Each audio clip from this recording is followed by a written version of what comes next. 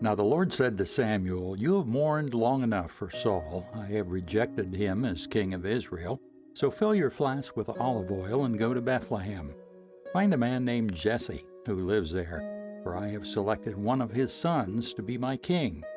But Samuel asked, "How can I do that? If Saul hears about it, he will kill me." "Take a heifer with you," the Lord replied, "and say that you have come to make a sacrifice to the Lord. Invite Jesse to the sacrifice, and I'll show you which of his sons to anoint for me." So Samuel did as the Lord instructed. When he arrived at Bethlehem, the elders of the town came trembling to meet him. "What's wrong?" they asked. "Do you come in peace?" "Yes," Samuel replied, "I have come to sacrifice to the Lord. Purify yourselves and come with me to the sacrifice." Then Samuel performed the purification rite for Jesse and his sons and invited them to the sacrifice too. When they arrived, Samuel took one look at Eliab and thought, "Surely this is the Lord's anointed."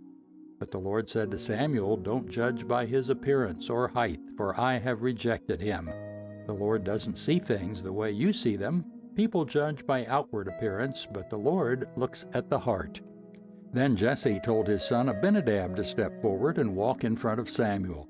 But Samuel said, "This is not the one the Lord has chosen." Next Jesse summoned Shemaiah. But Samuel said, "Neither is this the one the Lord has chosen." In the same way, all 7 of Jesse's sons were presented to Samuel. But Samuel said to Jesse, "The Lord has not chosen any of these." Then Samuel asked, "Are these all the sons you have?" "There is still the youngest," Jesse replied, "but he's out in the fields watching the sheep and goats."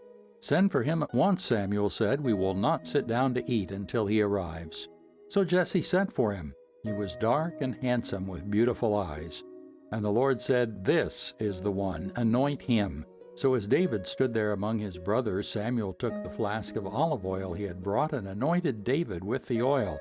And the Spirit of the Lord came powerfully upon David from that day on. Then Samuel returned to Ramah. Now the Spirit of the Lord had left Saul, and the Lord sent a tormenting spirit that filled him with depression and fear.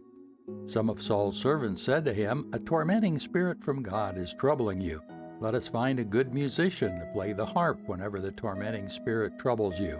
He will play soothing music, and you will soon be well again." "All right," Saul said, "find me someone who plays well and bring him here." One of the servants said to Saul, "One of Jesse's sons from Bethlehem is a talented harp player. Not only that, he is a brave warrior, a man of war, and has good judgment. He is also a fine-looking young man, and the Lord is with him." So Saul sent messengers to Jesse to say, "Send me your son David the shepherd." Jesse responded by sending David to Saul, along with a young goat, a donkey loaded with bread, and a wineskin full of wine. So David went to Saul and began serving him. Saul loved David very much, and David became his armor-bearer. Then Saul sent word to Jesse, asking, "Please let David remain in my service, for I am very pleased with him." And whenever the tormenting spirit from God troubled Saul, David would play the harp. Then Saul would feel better, and the tormenting spirit would go away.